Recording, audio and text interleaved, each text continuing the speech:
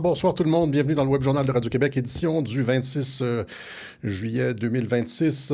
Donnez-moi un thumbs up pour l'image et le son. J'ai peut-être trop de lumière aujourd'hui. Alors voilà, c'est un gros Web Journal aujourd'hui. Je vais parler rapidement de ce qui se passe au niveau de la fenêtre d'Overton en ce qui concerne la gauche mondialiste. En fait, c'est le mondialisme. Parce que le mondialisme repose beaucoup sur des principes de gauche, c'est-à-dire détournés. Il y a déjà eu une gauche qui était raisonnable et qui voulait comme plus d'égalité pour tout le monde, mais avec la contre-culture, la révolution contre-culturelle dans les années 70, mai 68, etc., c'est devenu, il est interdit d'interdire et tout, et la transgression de toutes les limites de tout ce qui est structurant. Et donc, ça a été le règne du ça, c'est-à-dire tout ce qui était, tout ce qui était structurant. À partir du moment où est-ce qu'on a détruit la figure du père, le parricide, ça fait 4 ans que j'en parle. À partir du moment où est-ce que la gauche a tué le père, le parricide, dans la civilisation occidentale, après ça, toutes les structures se sont liquéfiées. On a perdu la forme et finalement, c'est devenu le règne du n'importe quoi. Et il y a eu une forme de réductio ad bestium, une réduction à la bête, c'est-à-dire, comme on pourrait dire, l'apologie de la pulsion, de se laisser aller, de la pulsion, on n'a pas le droit d'interdire. Et donc, ça, c'est en termes freudiens, là, ça, c'est le ça. Il y a comme toujours... dans tout ce qui est humain, il y a deux côtés. Il y a le petit diable qui te dit de te laisser aller à tes impulsions. On l'a vu dans toutes les bandes dessinées, là, le petit diable sur l'épaule gauche qui te dit de te laisser aller à toutes tes impulsions. Et il y a le surmoi, c'est-à-dire l'ange sur l'épaule droite, ou c'est l'inverse, je ne sais pas c'est quoi, là, qui dit non, retiens-toi, etc. Eh bien, cette espèce le surmoi, l'ange sur l'épaule droite qui te dit retiens-toi, ça vient du Père. C'est l'interdit du Père, c'est le nom du Père. Quand le Père parle et fait des interdits et est prêt à châtier si tu transgresses l'interdit, ça inculque dans l'enfant une conception de je ne devrais pas, je peux faire mieux, je ne vais pas me laisser aller, il y a une règle et puis... je ne veux pas faire de la psychanalyse aujourd'hui, là, mais c'est le surmoi. C'est cette idée qu'on peut s'améliorer, le fait d'avoir une conscience, de ne pas faire mal aux autres, et alors que l'autre, c'est plus comme laisse-toi aller, c'est de la pulsion, etc. Et ça nous vient beaucoup au début du 20e siècle, c'est arrivé avec Aleister Crowley, la bête 666, etc., etc. Et la gauche a beaucoup repris ça. Il est interdit d'interdire. C'est littéralement une phrase de Aleister Crowley, de mai 68. Là, il est interdit d'interdire. Dans un de ses livres, ça s'appelait « Do what thou wilt ». Fais ce que tu veux. C'est ici. « Do what thou wilt ». Fais ce que tu veux au lieu de « fais ce que tu dois ». Tu sais, ça, je pense que c'est la famille La Rochefoucauld qui avait sorti ça. « Fais ce que doit » et non pas ce que veut. C'est le sens du devoir, etc. Tu sais, l'idéal de tu devrais te sacrifier, tu devrais passer par-dessus ta pulsion animale d'autopréservation pour faire des choses plus grandes. Tu vois, au lieu de fuir, ben, tu restes et tu combats, et puis tu te projettes dans l'avenir, tu penses à tes enfants, et puis... en tout cas, c'est ça, je pourrais en parler pendant longtemps de cette gauche-là. Mais il y a eu, bon, ils ont pris le contrôle de pas mal d'institutions en Occident, c'est de l'école à l'université, tu sais.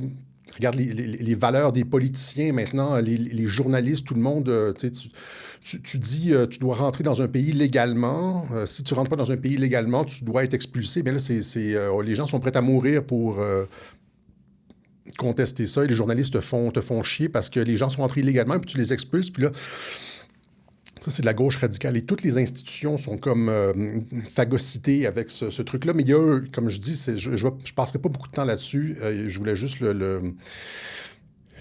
l'évoquer. C'est-à-dire que la fenêtre d'Overton se déplace beaucoup depuis l'arrivée de l'administration Trump. On a fait des web-journaux qu'on appelait la fin de la baphométisation avec Donald Trump. C'est-à-dire que ce que j'explique, toute la question de la limite qui est généralement imposée par le père, la question de la limite, là, la mère, c'est souvent « Oh, pauvre petit, laisse-le, il n'a pas fait exprès, etc. » Tandis que le père impose les limites, c'est souvent ça. Et ça a été Donc, toute la question de la limite, c'est ce qui est transgressé par la gauche mondialiste, par les mondialistes en général.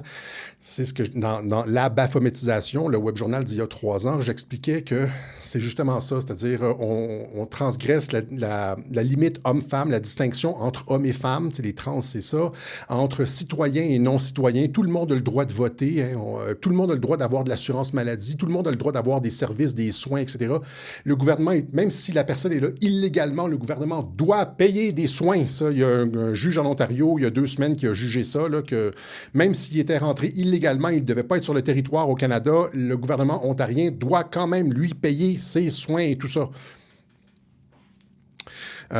Donc, et aussi, c'est ça, tout ce qui est trans, c'est-à-dire la division entre l'homme et la machine, etc., etc., ça,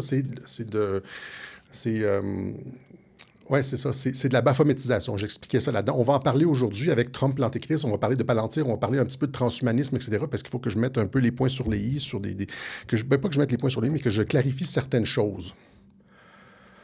Est-ce que je parle trop vite? Et donc, on va parler, c'est ça, de Palantir. Mon fils m'avait demandé un truc sur Palantir. Il y a aussi des personnes sur YouTube. On salue YouTube. On est sur YouTube. Il y a à peu près 15 000 personnes qui nous écoutent sur YouTube, si j'en crois les derniers web journaux. Donc, qui disait, genre, ouais, qu'est-ce que tu penses de Palantir, etc. Et donc, quel avenir pour l'humanité, Palantir? Il y a je ne veux pas défendre Palantir, mais il y a des éléments qui sont rassurants dans ce que... J'ai fait des petites recherches, là, puis on trouve des trucs qui sont rassurants, mais évidemment, il faut toujours être vigilant. C'est comme tout ce qui touche l'être humain, surtout en particulier avec la technologie. Tout ce qui touche l'être humain, il y a 2 possibilités. Il y a la possibilité de mal s'en servir, de se servir d'un développement technologique, par exemple, pour faire la guerre, pour tuer, pour abuser, pour assouvir nos démons intérieurs. Tu sais, on utilise des trucs pour contrôler les autres, pour leur faire mal, pour imposer notre volonté, etc. Ou bien on peut faciliter la vie des gens aussi. C'est comme ça. Et dans tout ce qui est humain, il y a cette binarité. Je ne sais pas si c'est binaire, ou en tout cas, c'est sur un spectre. Mais il y a... c'est ça, toutes les technologies peuvent être utilisées pour le bien ou pour le mal. Tout ce que l'être humain fait peut être utilisé pour le bien ou pour le mal. On peut utiliser le pouvoir, par exemple, le fait de... Quand tu as du pouvoir, tu deviens un roi ou quelque chose comme ça, tu peux faire le mal, tu peux faire le bien. Quand tu es dans un couple, tu peux faire le mal, tu peux faire le bien. Avec tes enfants, tu peux faire le mal, tu peux faire le bien. Et avec la technologie, tu peux faire le mal, tu peux faire le bien. Donc, tout ce qui touche à l'être humain, par exemple, n'importe quelle institution chez les êtres humains, ça, il faut le comprendre. On ne peut pas condamner, comme par exemple, je vois les gens qui condamnent toutes les religions ou tous les politiciens, ou la politique, ou les religions, c'est plus compliqué que ça. C'est-à-dire que tous les aspects de tous les domaines d'activité humaine sont susceptibles d'être utilisés à bon ou à mauvais escient. La religion peut nous élever, peut aussi nous contrôler, nous détruire. La politique, la même chose. La quête technologique, la même. L'amour aussi peut faire la même chose. On peut s'auto-détruire ou détruire l'autre dans l'amour, ou on peut s'élever par ça. Donc l'être humain est une créature complexe, et tout ce que l'être humain fait, touche, conçoit, etc., peut être dépendant de nos passions intérieures, dépendant de nos dispositions intérieures, peut être utilisé en bien ou en mal. Et donc, souvent, le problème avec tout ce qui est humain, c'est l'intériorité. C'est régler le problème de l'intériorité humaine. OK? C'est-à-dire avoir du recul sur ses émotions, être conscient de ses velléités de contrôle, pouvoir, etc., ou comme il disait à l'oracle de Delphi, « Connais-toi toi-même ». Ça, c'est le truc principal. Connais-toi toi-même, parce que c'est ça, pour éviter qu'un truc soit utilisé à mauvais escient, même si on pense qu'on l'utilise. Donc, c'est ça pour Palantir. Ça peut être utilisé en bien ou en mal, comme toutes les technologies. C'est pas mauvais de façon inhérente. En tout cas, il y a des trucs, c'est ça que je dis, il faut toujours être vigilant, comme dans tous les trucs humains, il faut être vigilant.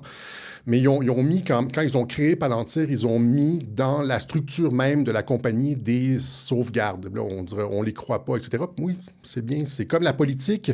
C'est bon qu'il y ait tu sais, la politique, les pères fondateurs de la Constitution américaine ont séparé les pouvoirs parce qu'on ne faisait jamais confiance à l'exécutif, ni au législatif, ni au judiciaire. Et tous les trois pouvoirs se surveillent les uns les autres. On a vu durant la COVID que les trois pouvoirs ne se surveillaient plus, ils conspiraient contre le peuple. Et c'est là qu'Internet est arrivé comme un quatrième pouvoir ou un cinquième pouvoir. Les journalistes ne faisaient plus leur travail non plus. Mais c'est-à-dire, c'est ça. À personne, on donne un chèque en blanc. Il faut toujours vérifier, avoir être sur nos gardes, etc. Puis c'est la même chose avec Palantir. Donc, on va parler de ça. Je vais montrer, j'ai une planche sur Palantir. Et après, on va finir avec Trump, l'antéchrist. Certains y croient. Certains croient, y compris Tucker Carlson, Pierre Hillard, Léo d'ADNM et un autre gars qui a essayé de tirer Trump. Là. Donc, je vais aborder un peu le sujet. La question, c'est est-ce qu'on peut discuter avec des gens qui pensent que Trump, c'est l'antéchrist, des croyances religieuses fondamentalistes, dans le genre... je donne un exemple ici. Je commence rapidement. Je saute tout de suite sur certaines planches. Par exemple, Pierre Hillard... est-ce qu'on y va tout de suite? Pierre Hillard pense que Trump a construit le troisième temple, que Trump, c'est potentiellement l'antéchrist, etc. Dans une discussion avec quelqu'un, il y a eu un débat avec Marie Poussard, Pierre-Marie Poussard, je ne me rappelle plus son nom en nom, je m'excuse, j'oublie toujours les noms en nom, ne me corrigez pas. J'oublie les noms en nom. Il disait que rien de bon ne peut sortir des États-Unis parce que les États-Unis ont été fondés par des francs-maçons. Et donc, la prémisse de son analyse, c'est rien de bon ne peut sortir des États-Unis parce que le pays a été fondé par des francs-maçons. Il dit aussi la même chose de la Russie. Depuis la révolution bolchevique, rien de bon ne peut sortir de la Russie parce que la Russie n'a pas été lavée de son péché communiste et il n'a pas été consacré au Sacré-Cœur, n'a pas été consacré à la Vierge Marie et au Sacré-Cœur. Donc, rien de bon. À partir du moment où est-ce que tu as des axiomes comme ça, est-ce qu'on peut réellement discuter? Est-ce qu'on pourrait lui rétorquer que, regarde, ils ont quand même combattu le nazisme, ils ont inventé l'électricité, l'aviation, etc. Il y a quand même une couple de bonnes choses qui sont sorties des États-Unis. Il y a comme de la philosophie. Il y a, rien de bon ne peut sortir des États-Unis. Et donc, à partir du moment où est-ce que tu as des croyances religieuses fortes comme ça ne sert à rien de discuter. C'est pour ça que je ne discute pas vraiment avec ces personnes-là.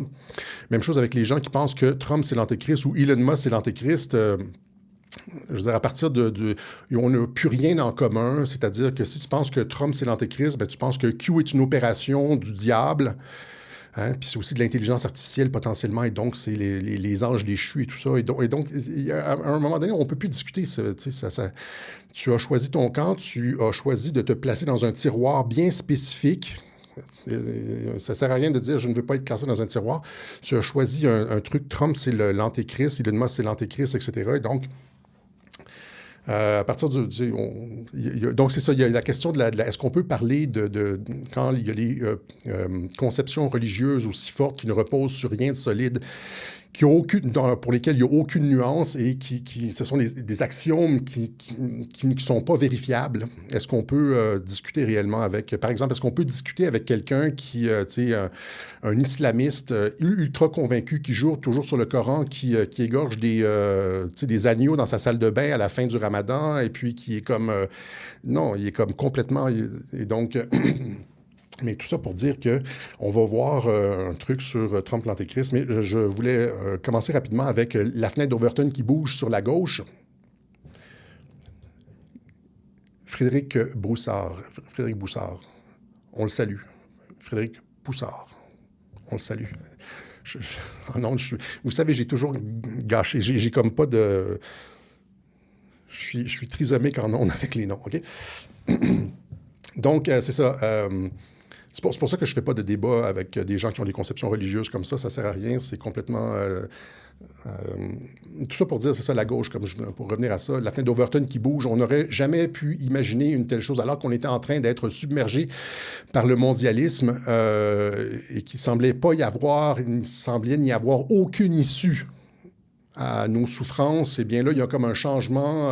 On voit l'aiguille qui passe, qui commence à bouger de l'autre côté, avec ce sommet sur la violence d'extrême gauche appelée par Marco Rubio, Frédéric Marie Broussard. On le salue. Et donc, devant des chefs de 60 États, pas des chefs, mais des représentants de 60 États, il a fait des discours où est-ce qu'il explique justement qu'est-ce qui se passe avec la violence d'extrême gauche. Et je vous montre un extrait qui a été traduit par Mini Quadrillage, le fils de Vanessa. Cela a toujours été animé par une haine, et avant tout par une haine de la civilisation elle-même.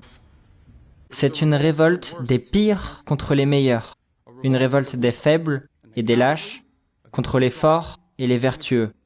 Elle est menée par ceux qui sont incapables de construire, incapables de créer, incapables d'accomplir de grandes choses et qui se vengent du monde parce qu'ils sont eux-mêmes incompétents en cherchant à détruire ceux qui, eux, en sont capables. Voilà ce qu'est le gauchisme radical. Il peut se présenter sous différents slogans et différentes idéologies selon les époques et les lieux. Ils peuvent se dire anticapitalistes, anti-impérialistes, communistes, anarchistes ou marxistes, mais leur nature fondamentale reste toujours la même. C'est toujours la même. C'est un ressentiment empoisonné, dissimulé sous le langage de l'égalité, de la justice et de la libération. Un besoin irrépressible de détruire ce que des hommes plus grands ont bâti, de saccager ce qui est beau et ce qui est juste au nom de personnes qui ne sont remplies que de laideur et qui n'ont rien d'autre à offrir à ce monde. Alors, c'est extrêmement sévère et il fait ça devant un parquet de représentants. C'est-à-dire que c'est du leadership. Vous comprenez? À partir du moment où est-ce que les États-Unis parlent de cette façon-là, la violence d'extrême gauche, ça donne le ton. Ils ne peuvent pas rentrer dans différents pays, ils ne peuvent pas rentrer en France ou ailleurs, aller démanteler personnellement les armées de l'OTAN Antifa. C'est littéralement les soldats, les troupes de choc des mondialistes, là, les Antifa. Mais il peut faire des discours et y avoir un leadership comme ça. Il explique donc que c'est ça, la gauche repose sur des mensonges, ce sont des mensonges. On a évolué, pratiquement tous les gains qu'ils ont faits ont été réalisés à partir de mensonges. Pensez juste comme au climat. Les mensonges sur le climat, la falsification des données, on écarte les données qui vont pas dans le sens de l'explication afin de pouvoir imposer un certain dogme.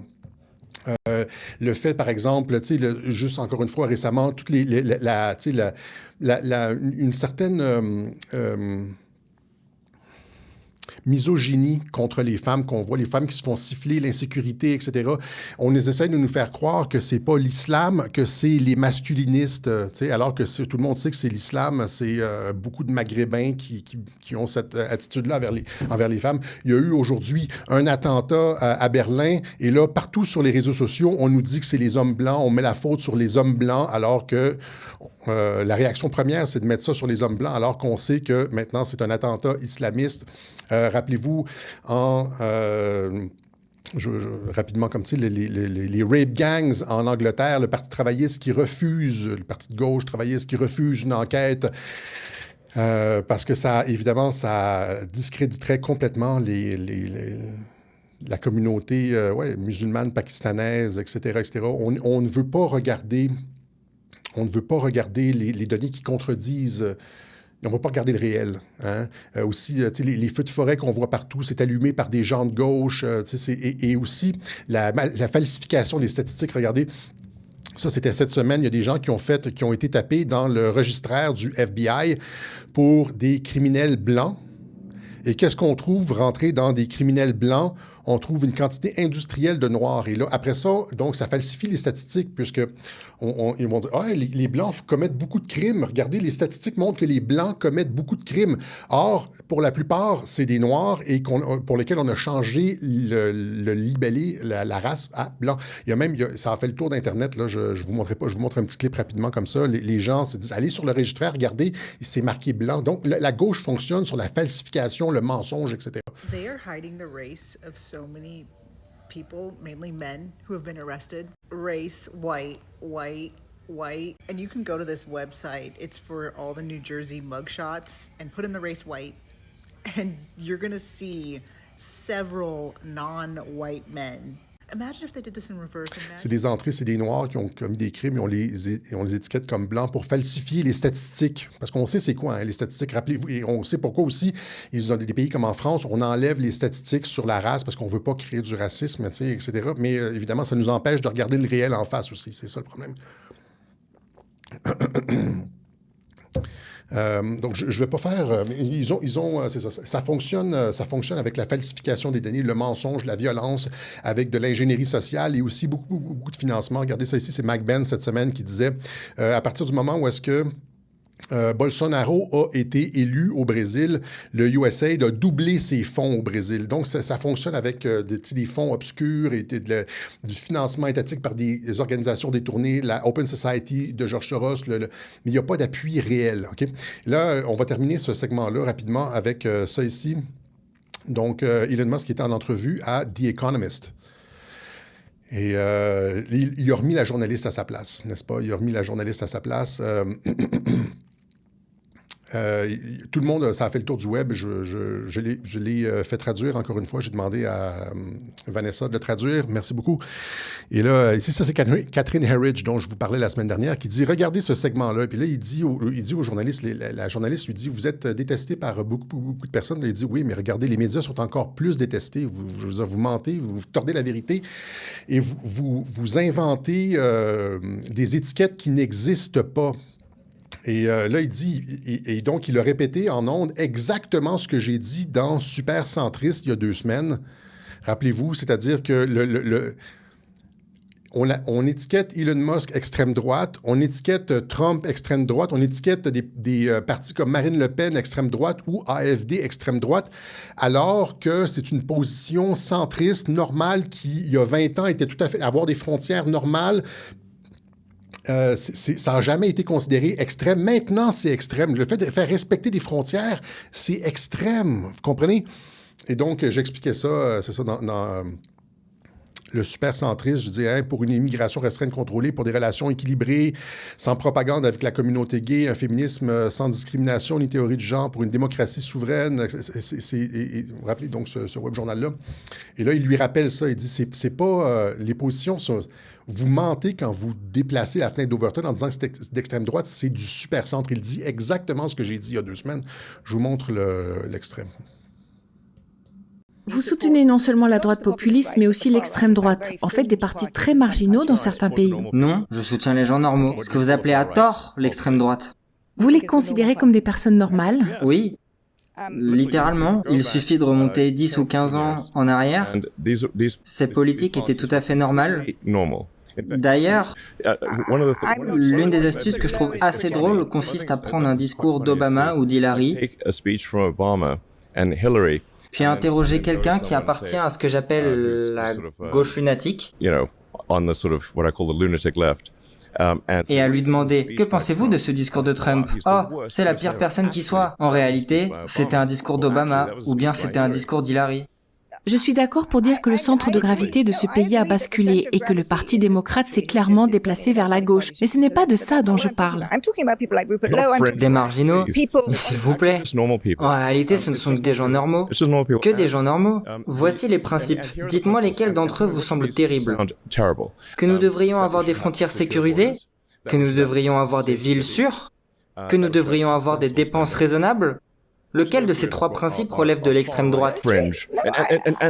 Et je voudrais simplement vous adresser, ainsi qu'aux médias, une mise en garde concernant cette description absurde de l'extrême droite. Elle est fausse. Elle est fausse. Donc, tout ce qui est, c'est exactement ce que je disais dans Supercentriste, c'est que et c'est ça. Et là, ces choses-là sont maintenant montrées, ont des dizaines de millions de vues, alors qu'à l'époque où les médias contrôlaient tout, ils étaient capables de déplacer la fenêtre d'Overton sans aucun challenge. Et c'est comme le fait que la fenêtre d'Overton se soit déplacée autant à gauche, de sorte que quiconque dit on devrait avoir des frontières un peu contrôlées et caractérisées d'extrême droite, c'est parce qu'il n'y a pas eu de challenge. Et là, maintenant, on voit avec Rubio, avec Elon Musk, etc., justement, un retour de la santé mentale et un retour vers le centre. Donc, et c'est ça, il dit dans son vidéo, il dit, ce qu'il aime faire, c'est de montrer des vidéos, faire entendre des discours d'Obama ou d'Hillary à des personnes en disant que c'est Trump, et les personnes disent « Ah, Trump, c'est un pire fasciste, mais c'est exactement les mots de Obama et d'Hillary Clinton, et ces vidéos-là, on tourne là, c'est lui qui le... C'est exactement... Obama, Hillary Clinton, Bill Clinton, Chuck Schumer au Sénat ont tous dit des choses bien pires que Trump sur l'immigration. On devrait tous les illégaux, on devrait les renvoyer, etc., etc. Ils n'ont jamais été caractérisés d'extrême droite. Et c'est seulement quand Trump le dit que ça devient de l'extrême droite, etc., etc. Donc, ce sont les mêmes mots, les mêmes politiques, etc., mais une façon différente de caractériser les choses. Et c'est ce que Musk dit, c'est-à-dire les médias sont menteurs. OK? Même chose, la gauche est menteuse, les médias sont menteurs. On nous dit que c'est l'islam qui harcèle les filles, mais on nous dit que c'est les masculinistes, les mâles alpha. C'est le réchauffement climatique qui brûle les forêts, mais finalement, c'est des incendiaires, etc., etc., etc. Ce sont des hosties. Des hosties, des menteurs, etc. Et le règne achève parce que le mensonge finit toujours par nous rattraper. Nos mensonges finissent toujours par nous rattraper. C'est ce que Flynn disait, justement. On n'a pas besoin de grand-chose, on a juste besoin de dire la vérité, et la vérité frappe comme une balle. Dans la guerre de l'information, la vérité frappe comme une balle. Et c'est pour ça que le rachat d'Internet par Musk était important, parce que ça nous permet de sortir juste des faits simples, comme juste comparer un discours d'Obama et Trump, puis pourquoi tu dis que Trump, c'est un fasciste, alors qu'Obama disait la même chose. La simple vérité est comme une balle dans la guerre de l'information, et on n'a pas à mentir comme la gauche, on n'a pas à inventer, on n'a pas à allumer des feux de forêt, on n'a pas à rien faire, on a juste à dire la vérité, à montrer la vérité, etc. C'est quand même pas mal comme position, n'est-ce pas?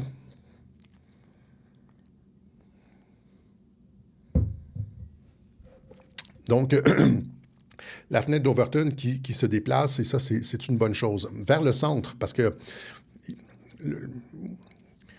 Je l'ai déjà expliqué, je ne vais pas me répéter, mais ce que le centre, c'est ce que 90% des gens veulent tout le temps. Des familles normales avec un pays normal, etc., etc. OK? C'est pas autre chose que ça, le centre. Maintenant, voilà. Donc ça, c'était pour le premier truc. Maintenant, Palantir, on va y aller avec...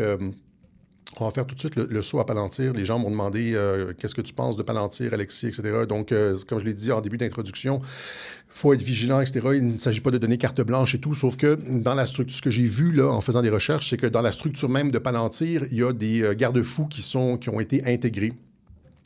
Donc, par exemple, ici, Palantir est fondé sur des principes libertariens, et ils ont inclus dans la compagnie une unité spéciale indépendante, une équipe dédiée à la confidentialité et aux libertés civiles, le PCL, composé d'ingénieurs, avocats et de philosophes. La philosophie officielle de ce groupe-là, c'est « Il est essentiel de préserver les principes fondamentaux de la vie privée et des libertés civiles tout en utilisant les données ».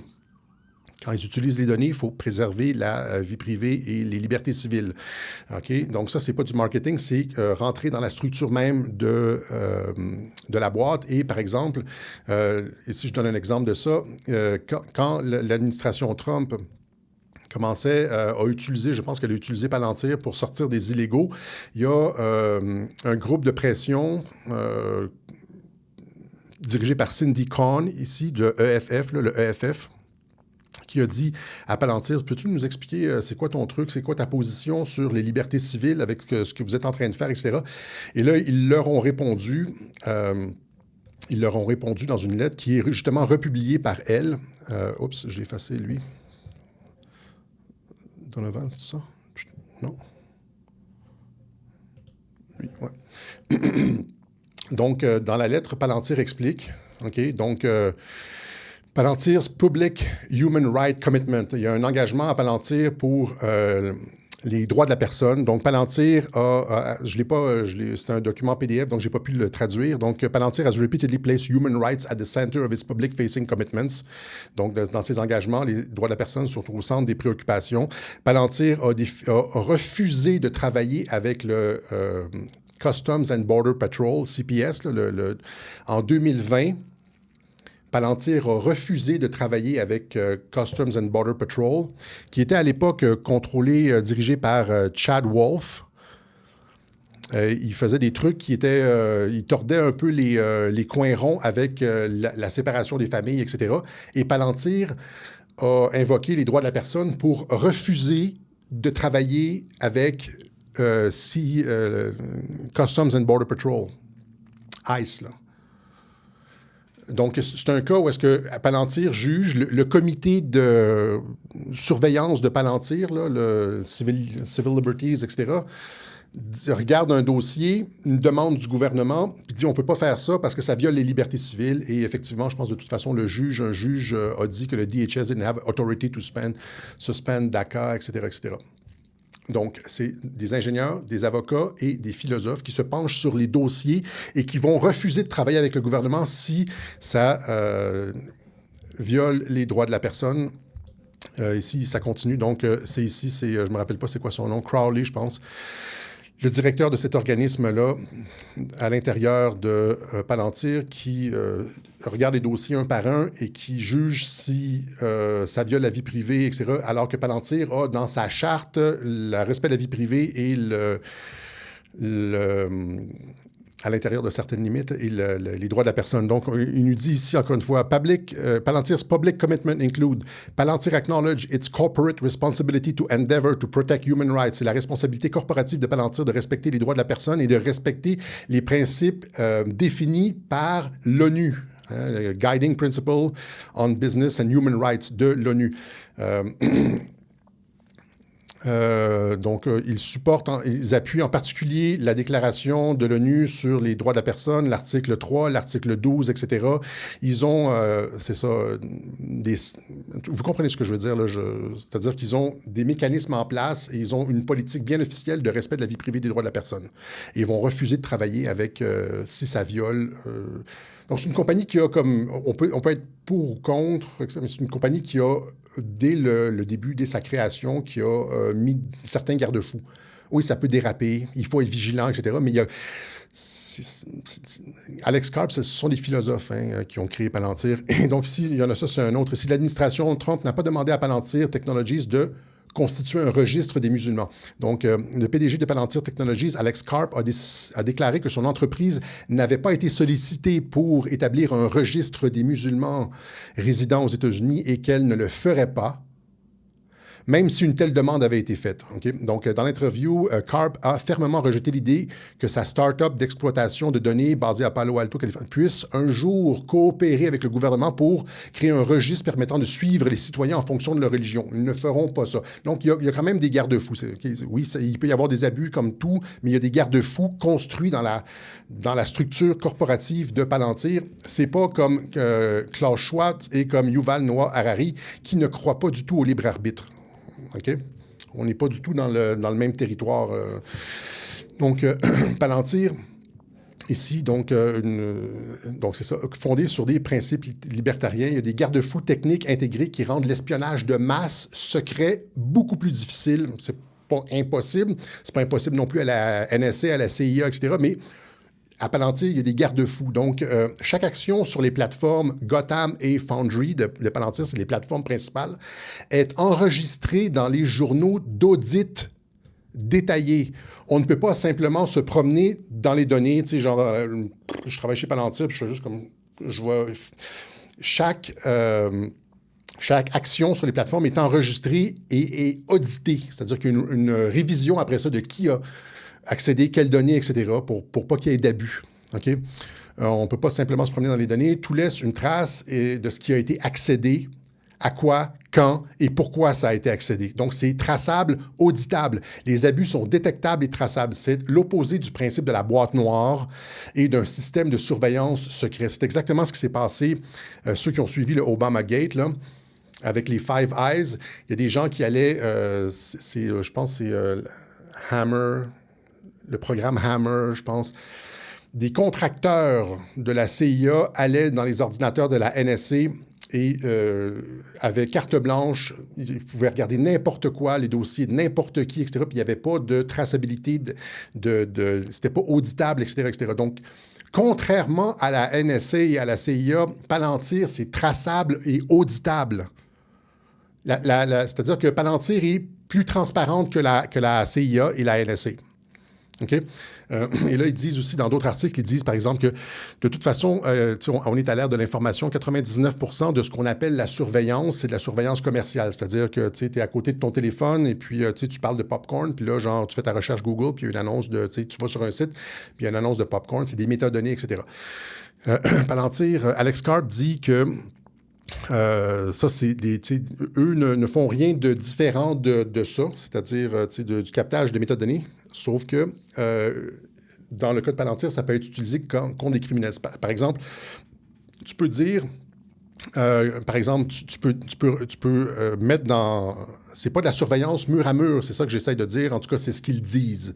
Je veux pas, encore une fois, leur donner carte blanche. Il faut toujours être sur nos gardes, etc. Mais ils expliquent, par exemple, que des trucs comme ça ici, là, Comet Pizza, là, le Pizzagate, avec des images de pédophilie et tout, ça aurait... des images comme ça auraient comme... fait allumer les systèmes d'alarme de Palantir, par exemple. Mais en tout cas, c'est pas utilisé pour de la surveillance extérieure, mais intérieure, je veux dire. Mais si l'exemple, c'est ça, c'est-à-dire que c'est comme un scalpel. Au lieu d'avoir des programmes gouvernementaux, c'est ce que Alex Karp dit.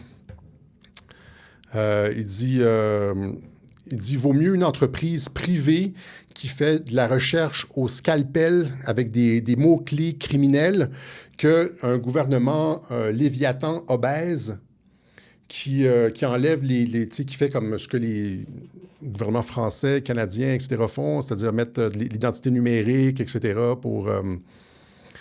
C'est-à-dire, le gouvernement, pour régler les problèmes, amène des solutions mur à mur et comme détruit complètement la liberté. Tandis que ce que Alex Karp dit, c'est son argument, c'est que Palantir, c'est comme un scalpel.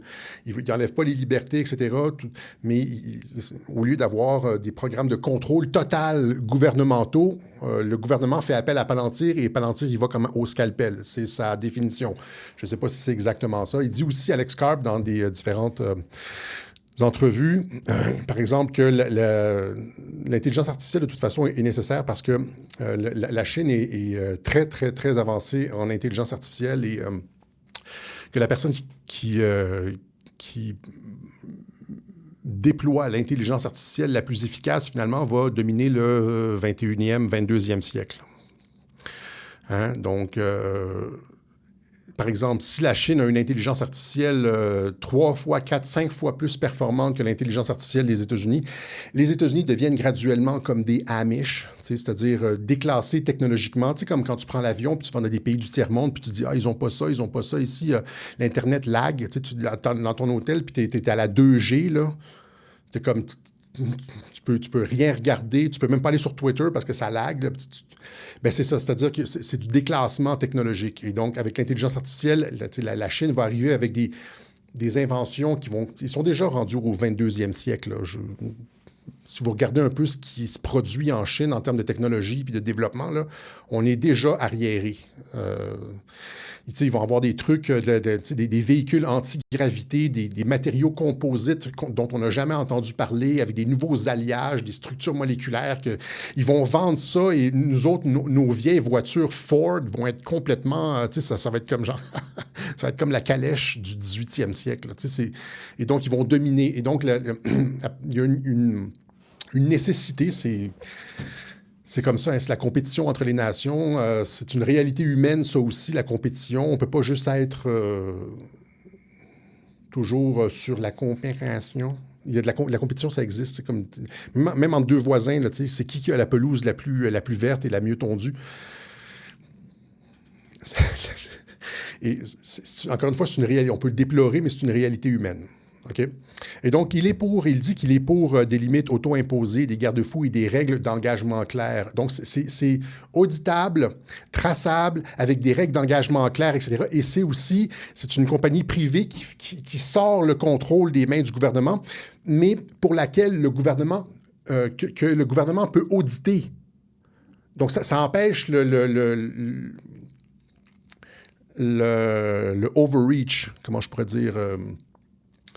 la surextension du contrôle gouvernemental, elle empêche la surextension du contrôle gouvernemental, mais les programmes avec lesquels elle travaille avec le gouvernement sont auditables et le gouvernement a un droit de regard. Donc, lui dit que c'est le meilleur des deux mondes. Donc ça, c'est à peu près ce que j'avais là-dessus. Si vous me demandez ce que je pense de Palantir, il y a une possibilité de dérapage, évidemment, comme le nucléaire. Il y a des silos, pensez-y, il y a des silos de bombes nucléaires partout aux États-Unis. Là, ça peut déraper, ça aussi. Là. On peut avoir la fin du monde ce soir. Il est 18 heures, là. On pourrait entendre les sirènes dans 20 minutes. Mais il y a des garde-fous. OK? Donc, ça peut déraper, mais comme c'est ça, il y a des systèmes mis en place. Thiel et Karp ont été bien conscients de la possibilité de surveillance de tout ça, de leur outil, et ont mis des garde-fous pour protéger les libertés civiles et respectent la charte de l'ONU, etc., et refusent de participer à des programmes gouvernementaux quand ça viole leurs règles éthiques de vie privée, etc. OK? Donc ça ici, c'est ça. Là, ici, c'est Privacy and Civil Liberties Engineering at Palantir. Ouais, c'est un libertarien. Ce sont des libertariens contre le contrôle gouvernemental. Donc c'est bizarre parce que c'est comme, on pourrait dire que c'est comme, les gens vont dire que c'est un Big Brother, mais ils ont mis des garde-fous, puis c'est pas le gouvernement. Private and Civil Liberties at Palantir. Donc, voilà, ça c'est ce que... Alors, mais le truc, c'est qu'évidemment, comme tous les outils, tout ce qui touche à l'administration Trump, c'est extrêmement démonisé. Et là, ici, vous avez des livres qui sont écrits, Le philosophe dans la vallée, ça c'est Silicon Valley, Alex Karp, Palantir et l'émergence de l'état de surveillance. J'ai pas lu ce livre-là. Il y a peut-être des informations différentes dans ce livre-là de ce que j'explique ou des informations dans ce livre-là qui disent, si vous voulez comme approfondir des gens qui disent, qui sont contre Palantir, il y a ce livre-là, je vous propose ça. C'est ça. Donc, ouais, c'est ça. J'ai comme d'autres choses à dire, mais c'est ça. Dans un monde où il y a je l'ai déjà expliqué ça, des dizaines et des dizaines et des dizaines de millions de personnes avec des milliers de dossiers, des gens, pensez juste à la fraude électorale. Juste, tu peux utiliser Palantir pour trouver les doublons. Par exemple, John Costanova, 32 ans, a voté dans 4 États différents. Ces gens-là, comme travaillent, reçoivent des revenus, etc., mais n'ont aucun numéro d'assurance sociale, ce sont des illégaux.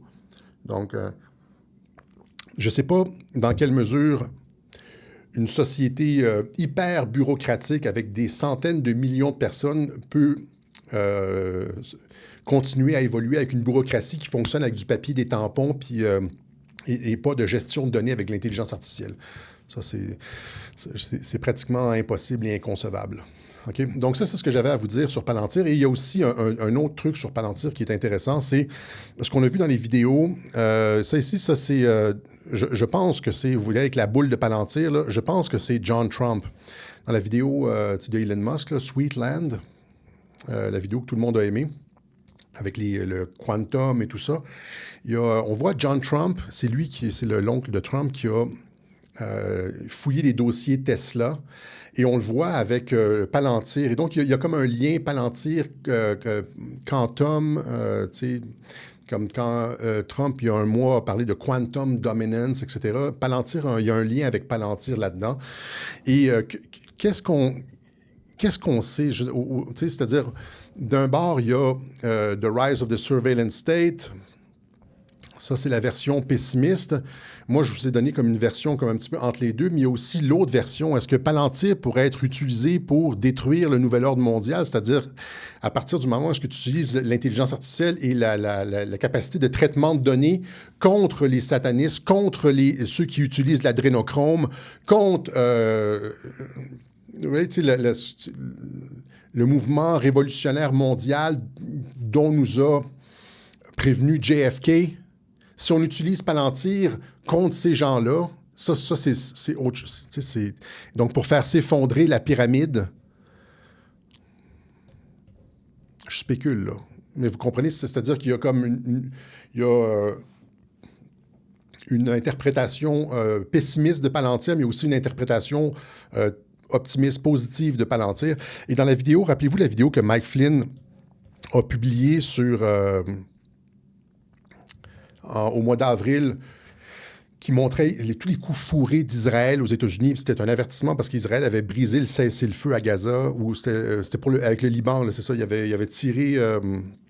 il y avait un cessez-le-feu avec l'Iran et Israël avait tiré sur le sud-Liban pour casser le cessez-le-feu. Mike Flynn avait sorti cette vidéo-là. On voyait tous les coups fourrés d'Israël du 11 septembre à Charlie Kirk, à fourrés ou présumés, hein, on ne sait pas. Et on voyait Bill Clinton avec Monica Lewinsky, Eyes Wide Shut et tout ça. Et à la fin du vidéo, à la 5e minute, vous voyez Netanyahou qui se fait électrocuter, lui, par Palantir. Je vous montre le clip à la 5e minute.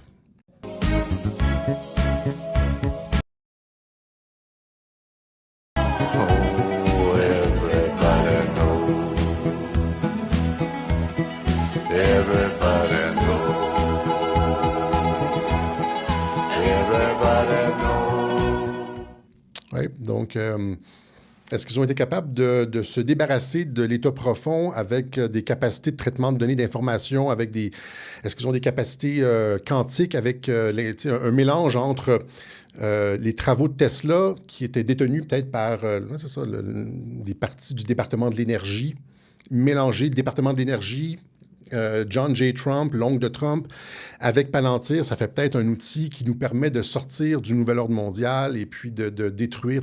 Parce qu'on est très, très, très positif et nothing can stop what is happening. Parce qu'ils ont plus d'outils et c'est peut-être Palantir qui a été utilisé. Ça, c'est la version, je spécule, c'est la version optimiste. Je montrais juste des trucs comme ça intéressants. Où est-ce que l'oncle de Trump semblait avoir un truc avec Palantir. C'était John J. Trump avec Palantir dans le vidéo Quantum, là, Sweetland. Et puis après ça aussi, Mike Flynn avec Netanyahou qui se fait électrocuter en essayant de regarder Palantir, etc., etc. OK? Voilà.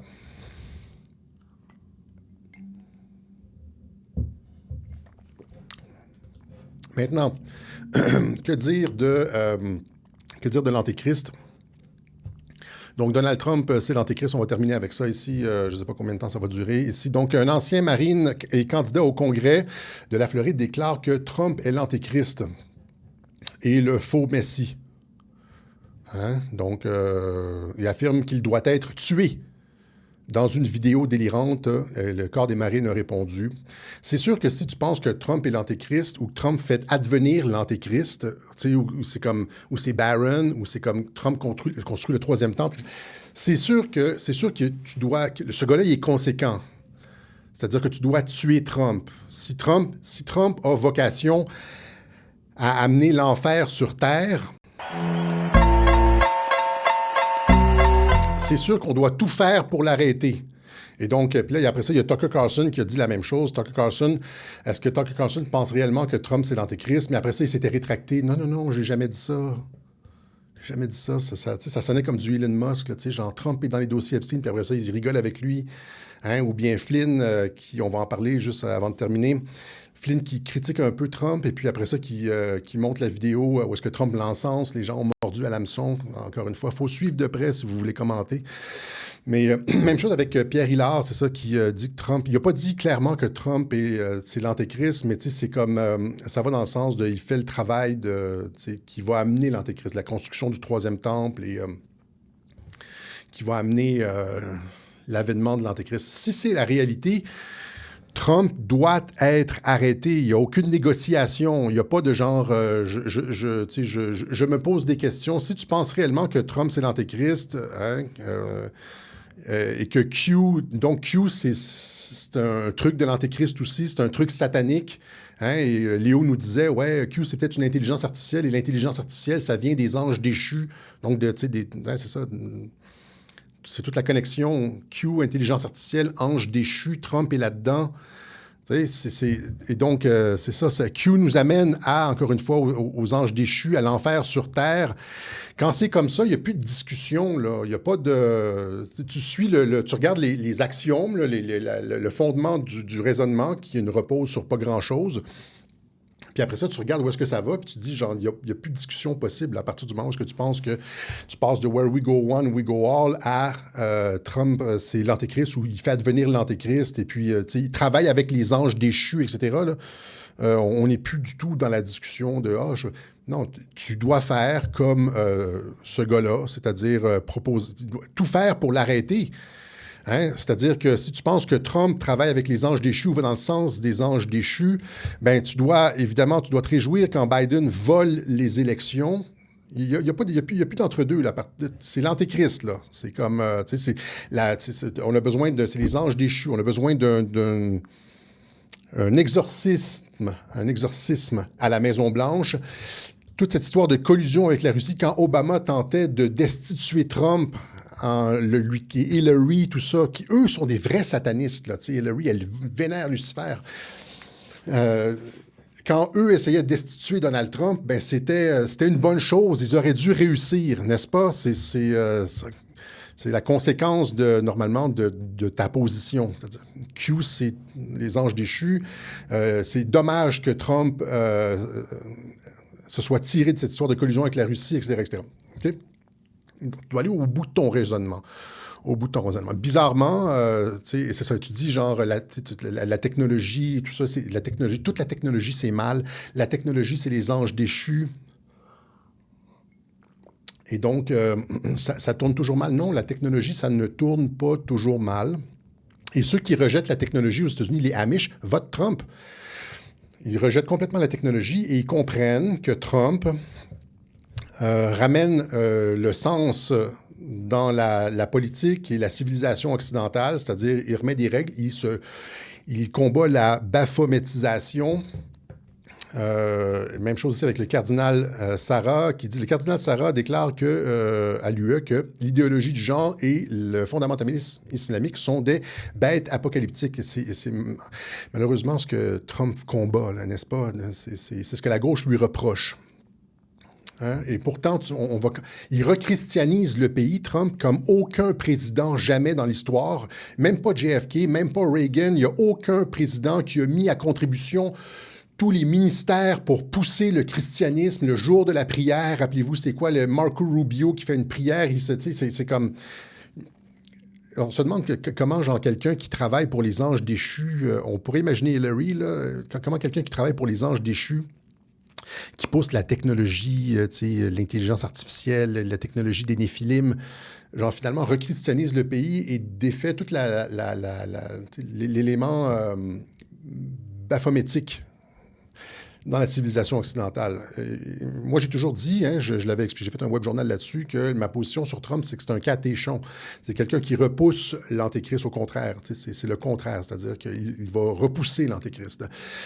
Parce que quand on dit que Trump, c'est l'antéchrist, ou il fait advenir l'antéchrist, ou genre n'importe quelle variante de ça, on est beaucoup plus loin que, on est beaucoup plus loin que les affirmations, par exemple, j'en prends deux, là, Jean-Dominique Michel ou Carl Zéro. Jean-Dominique Michel affirmait, évidemment, sans aucune, genre, en diffamation complète sur X, sans aucune preuve, que Trump violait des petites fillettes, ou il laissait sous-entendre, que Trump violait des fillettes. Trump violait des fillettes. Hein, donc, pas que Trump avait, démantelé le réseau Epstein et l'adrénochrome. Non, Trump violait des fillettes, là. C'était... il couvrait les crimes et tout ça, c'est Jean-Dominique. Carl Zéro, lui, c'était comme Trump sodomise des petits-enfants et puis, c'était l'associé d'Epstein et puis des viols à répétition, etc. Ça, c'est... Finalement... Et puis là, évidemment, j'ai perdu la boule. Carl Zéro et puis Jean-Dominique Michel, c'est des ligues mineures comparé à quelqu'un qui dit que Trump, c'est l'antéchrist ou fait advenir l'antéchrist ou dans quelques variantes que ce soit. Donc, c'est ça. Vous avez comme viol d'enfants, pédovore, Epstein, puis après ça, vous avez Trump et Satan en haut. Donc, quelqu'un qui affirme que Trump, c'est comme d'un ordre de magnitude, c'est comme à la 10, c'est-à-dire c'est une accusation à la puissance 10 qui dépasse de loin les ligues mineures de viol d'enfants, de sodomie de garçons de 8 ans. Le gars, c'est l'antéchrist, là. Okay? C'est le démon dans la Maison-Blanche. Il faut assumer. Et pas essayer de jouer sur tous les tableaux en disant « je ne veux pas être classé dans aucun tiroir ». Quand tu dis des choses comme ça, c'est que tu préférerais que Trump se fasse tirer. Okay? Même chose avec Elon Musk. On dit Elon Musk, la technologie, c'est un transhumaniste. On montre une photo d'Elon Musk avec son costume de Diablo. Diablo, c'est un jeu vidéo, right? Ça, c'est avec sa mère, etc. C'est un costume d'Halloween. On a déjà expliqué tout ça. C'est un costume d'Halloween parce que Musk venait de gagner le concours international du jeu vidéo Diablo. Le jeu vidéo Diablo, pour les Amish qui nous écoutent, qui sont comme pas dans la technologie, qui comprennent pas, ben c'est le jeu, je pense que c'est le jeu vidéo ou un des jeux vidéo les plus populaires au monde, et Musk venait de gagner, s'est habillé dans le costume.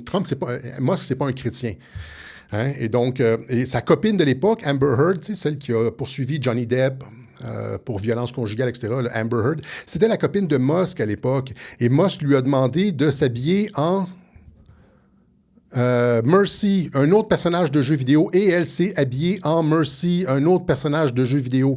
Donc, lui et sa copine se sont habillés dans les personnages de jeux vidéo. Musk venait de gagner le concours de Diablo. Et si vous avez, et si c'était réel, si c'était genre, il veut envoyer un... Pensez-y 2 secondes. Là, est-ce qu'on est des enfants de 6 ans pour faire des liens comme ça? Là, et si vous avez Messi habillé en vampire, là, est-ce que... Ah oui... Il se passe des choses dans le sous-sol de chez Messi. Ça s'appelle l'Halloween. Hein? Qu'est-ce que ça nous dit de nos enfants habillés en sorcières? Je sais que des chrétiens fondamentalistes ne veulent pas l'Halloween, etc. Mais c'est rendu une fête populaire et tout le monde célèbre ça. Et on s'habille en mort-vivant, on s'habille en sorcière, on s'habille en vampire, on s'habille en démon, etc. Je me suis déjà habillé, moi, en monstre pour l'Halloween. Et ça ne disait rien. Merci, c'est Overwatch, c'est ça. Mercy, et ça ne disait rien sur ma personnalité. C'était l'Halloween. J'ai déjà passé l'Halloween et mangé des bonbons. Même s'il y a 100 ans, on ne célébrait pas vraiment. D'où est-ce que c'est venu l'Halloween? On ne sait pas vraiment. Et puis, d'autres personnes qui s'habillent en Iron Man ou en robot à l'Halloween, ça ne nous dit rien sur leur truc. Mais faire une fixation là-dessus parce qu'il y a eu un costume d'Halloween, c'est comme... Et là, Musk serait un transhumaniste. Et donc, allons-y avec le transhumaniste. Là. Lui aussi, antéchrist ou potentiel, etc. C'est les gens qui disent que Musk est un transhumaniste ne connaissent pas réellement le transhumanisme. Le transhumanisme, le transhumanisme, là, c'est... il faut lire Ray Kurzweil. C'est quoi le transhumanisme? Le prophète du transhumanisme. C'est de la modification génétique, la modification de l'ADN, des capacités surhumaines. Il faut voir le film aussi Bienvenue à Gattaca. J'en avais déjà parlé. C'est un excellent film. C'est pas un film rapide. C'est pas un film d'action, mais c'est un film qui fait réfléchir justement sur l'avenir de la société, le transhumanisme, les modifications génétiques, le fait qu'il y ait 2 humanités qui se séparent, l'humanité qui peut se payer des modifications génétiques puis qui devient comme des super-humains et qui, dans le film, qui participent au programme spatial. Et puis, il y a les autres, les personnes ordinaires qui échouent les examens, etc., etc. Donc, modification génétique, transformation complète de l'être humain. Il y a le docteur, vous aussi regardez le docteur Laurent Alexandre, donc modification de l'ADN dans les éprouvettes, etc. Les robots font-ils l'amour? Laurent Alexandre, c'est un vrai. Kurzweil, Alexandre, ce sont des vrais transhumanistes. Vous avez aussi ici Nick Bostrom. What comes after human? Qu'est-ce qui arrive après les humains? On parle de... C'est plus du transhumanisme, c'est du post-humanisme. Il faut regarder la littérature. C'est quoi le transhumanisme, là? La littérature, ils sont loin passés les êtres humains, etc. Max Moore, c'est un autre transhumaniste, surtout sur l'extension de la vie au-delà de 1000 ans. Tu sais, en injectant, par exemple, des nanorobots dans le corps, où est-ce que quand tu te fais tirer une balle, là, ça se répare tout de suite. Là, tu sais, on voit ça dans les films des fois, là, où tu te fais couper la main, puis la main repousse tout de suite, là, des trucs comme ça. Là. Ça, c'est du transhumanisme. OK? Il y en a d'autres aussi. Lui, vous pouvez... Aubrey de Grey, comment défier la mort, et puis modification génétique, etc., comment vivre 1000 ans avec des modifications génétiques aussi, elle aussi. Natasha Vitamore, transhumanisme, etc., etc. Il n'y a aucune limite. L'être humain est déjà dépassé, etc. Quand tu regardes le supposé transhumanisme de Musk, c'est surtout lié avec son truc Neuralink et c'est une technologie médicale. C'est-à-dire, oui, le gars est un fan de science-fiction, mais quand tu regardes son propos, c'est extrêmement soft comparé au vrai transhumaniste. Là. Il faut vraiment regarder. Écoutez le docteur Laurent Alexandre et puis après ça, écoutez ce que Elon Musk dit, ce que Neuralink fait, c'est surtout redonner des capacités. Genre, quelqu'un qui a perdu l'ouïe, mais tu donnes avec des électrodes, tu donnes des petites impulsions électriques dans le cerveau, puis tu peux réentendre. il n'est pas dans la modification génétique, il n'est pas dans le... Si c'est du transhumanisme, c'est du transhumanisme soft. L'interface, le plus loin qui va, puis ça, c'est de la spéculation parce qu'on est loin de ça, où est-ce que ça pourrait aller jusque-là, c'est l'interface entre le cerveau et la machine, dans le genre, tu conduis ta voiture avec ton cerveau. Mais il n'y a pas de... C'est comme une télécommande, là. Au lieu d'avoir une télécommande, ben, tu l'as comme intégré. Tu penses, puis ça arrive. Tourne à gauche, tu veux tourner à gauche, ta voiture tourne à gauche, etc., etc.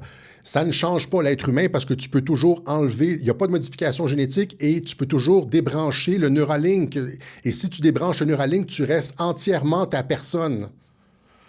Il n'y a pas de... Vous voyez, donc ça ici, c'est surtout pour aider les personnes... qui en ont besoin, des personnes qui ont perdu l'ouïe, la vue ou la parole. On peut stimuler le cerveau avec des électrodes pour leur redonner leur capacité qu'ils ont perdue. En plus de ça, contrairement aux transhumanistes ici, là, Elon Musk met en garde sur les dérapages possibles de la technologie. C'est surtout un libertarien philanthrope qui est... je ne vais pas faire de signe de la main parce que les gens vont faire des trucs, là. Qui est... amoureux de science-fiction. Ouais. Et donc ici, surtout que pour quelqu'un qui est transhumaniste, il est très, très, très, quand je dis philanthrope, là, c'est-à-dire qu'il redonne beaucoup à l'humanité. Regardez ça, notamment ce qu'il a fait avec X, qui nous a donné la chance de ramener la fenêtre d'Overton, parce que c'était fini sans X. Là. C'était comme on était dans la... Si on ne reprenait pas le contrôle de X, là, c'était terminé en termes de politique. Là. Les moteurs Tesla adoptent la philosophie de l'open source. Elon Musk et Tesla Motors ont fait une annonce capitale aujourd'hui, déclarant dans un article de blog qu'ils n'engageront aucune poursuite en matière de brevet contre quiconque souhaite de bonne foi utiliser notre technologie. Il a littéralement donné la technologie Tesla à quiconque voulait s'en servir. C'est open source. Les moteurs électriques et tout. Il a donné ça. Il a dit la même chose plus tôt cette semaine, ou il y a 2 semaines. Elon Musk annonce son intention de rendre le code source de X ouvert sans exception. C'est pas quelqu'un qui est dans une philosophie de contrôle. Ça fait pas très antéchrist. Hein, ça fait pas... C'est surtout de la technologie médicale. Vous l'avez ici, genre en 2022, il disait, Trump affirme que sa puce cérébrale Neuralink pourrait guérir les acouphènes en 5 ans. Vous avez le tweet ici où est-ce qu'il dit, dans 5 ans, on pourra guérir les acouphènes. Alors, en 2027, c'est-à-dire l'année prochaine, Neuralink va être capable de guérir l'acouphène. On est loin de l'interface avec la machine. C'est comme... ils ne sont même pas capables de guérir l'acouphène. On n'est pas encore rendu là. Donc, c'est ça. Quand on dit Musk est un transhumaniste, là, il faut vraiment, vraiment regarder la littérature transhumaniste. C'est quoi le mouvement transhumaniste qu'ils disent, puis qu'est-ce qu'ils pensent de l'être humain. Puis après ça, tu compares à Musk. Puis au mieux, là, la personne la plus mal intentionnée et la plus vindicative à l'endroit de Musk va constater que c'est soft, son truc. Au mieux, c'est soft. C'est pas un pionnier du transhumanisme, disons, là. C'est pas comme quelqu'un de très, très, très convaincu. Dans 5 ans, on va guérir l'acouphène, là, alors que les autres, c'est genre, on est sur le bord de vivre 1000 ans et puis il faut dépasser toutes les limites. Modification génétique entre l'humain et l'animal, rentrer des gènes d'animaux dans ton corps. Et là, tu transformes l'être humain. C'est plus du tout la même chose. Donc, à partir du moment où est-ce que tu transformes l'être humain, tu changes la génétique, là, c'est du vrai transhumanisme. Mais tant que c'est une prothèse que tu peux enlever puis remettre, là, puis ton ADN n'est pas changé, mais tu restes humain. Tu débranches ton truc, puis tu le mets sur le comptoir, puis t'es Alexis, tu sais. Puis là, après ça, tu le remets, puis tu le branches, puis OK. Tu dévisses ta main, c'est comme une prothèse. Je reste Alexis, mais j'ai des aides. C'est de la technologie médicale, pour l'essentiel, OK? C'est pas de modification génétique, tu restes un être humain. OK? Donc, au pire, c'est un transhumaniste soft. Maintenant, on nous dit, genre, la technologie, c'est mauvais, etc., etc. C'est ça. Penser, c'est... Tout développement technologique s'en va vers... on y perd. Non, on n'y perd pas. C'est faux, ça. On n'y perd pas du tout. L'électricité, on n'a pas perdu grand-chose avec l'électricité. Il y a des changements C'est-à-dire que les gens qui nous disent que la technologie est mauvaise et nous fait perdre des trucs ne retourneraient jamais à l'avant-développement technologique. Quoique, premièrement, pour la plupart d'entre eux, ils utilisent la technologie pour gagner leur vie. Ça, c'est quand même hypocrite en esti. Mais il y a, en quoi l'électricité, puis pas juste, les possibilités en termes de les hôpitaux électrifiés, admettons. Là, au lieu d'avoir des hôpitaux qui fonctionnent avec des lampes à l'huile, là, on a des hôpitaux électrifiés avec des machines qui peuvent donner des électrochocs pour repartir le cœur ou prendre des électroencéphalogrammes pour savoir si c'est un cancer du cerveau. Il est où le recul, là, exactement? C'est quoi les âneries qu'on entend des fois sur Internet? Là, chaque technologie est un pas en arrière pour l'être humain, ça nous avilit, etc., etc. L'aviation, en quoi ça nous a avilis? Là? C'est comme... tu préfères marcher, là, genre faire le Paris-Dakar à pied? Les chemins de fer, là, c'est comme... Et donc, depuis, ça, encore une fois, c'est une caractéristique de l'être humain, depuis l'invention de la roue, l'être humain essaie d'améliorer son sort. La technologie n'est pas mauvaise, c'est une caractéristique inhérente de l'être humain qui essaie d'améliorer son sort. À partir du moment où est-ce que tu tires, il y a même des animaux qui utilisent la technologie, c'est-à-dire la propension, l'impulsion humaine de développer de la technologie pour améliorer son sort existe aussi chez les animaux quand ils construisent des nids puis ils essayent de maximiser leur bien-être. Il y a des animaux qui utilisent des outils pour, comme des chimpanzés qui utilisent des branches pour... il y a même, je pense, des orques en mer, là, qui utilisent... je ne me rappelle plus, j'ai vu des trucs où est-ce que les animaux utilisent des outils pour améliorer leur sort. Hein? Et à partir du moment où est-ce que le mariage a été inventé, l'homme a été obligé de trouver des solutions pour améliorer le confort de sa femme.